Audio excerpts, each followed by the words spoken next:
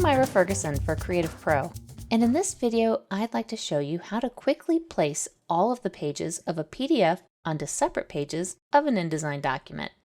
If I wanted to place all the pages of a PDF into an InDesign document, I could go to File, Place, select Show Import Options in the Place dialog, and navigate to my PDF. When the Place PDF dialog opens, which will only open if you select Show Import Options in the Place dialog, select All in the Pages section.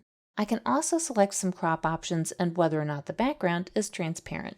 When I click OK, my cursor is loaded with all the pages to place. Now I would need to manually place a PDF page as an image on a page, make a new page, place, and repeat until all the PDF pages were added to their own new pages. This process might be okay for a few pages, but if your PDF is long, there are some better options. One option is a script that comes with InDesign.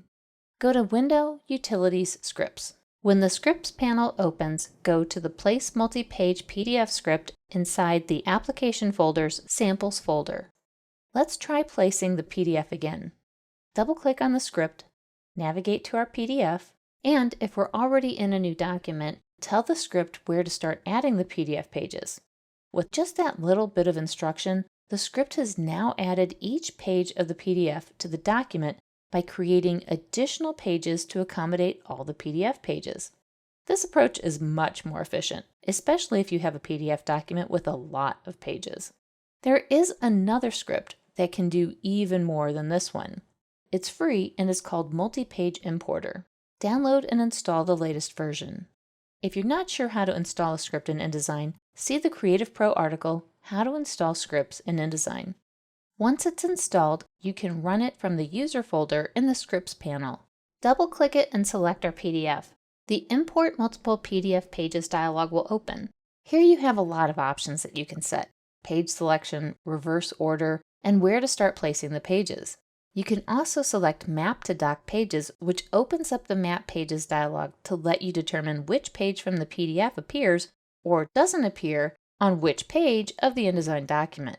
Your document will have to have more than one page for this option to become available.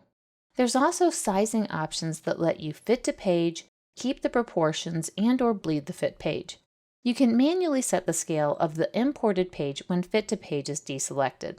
This script gives you positioning options where you can use the drop-down menu to choose from a variety of alignment types. You can also set the rotation to common amounts.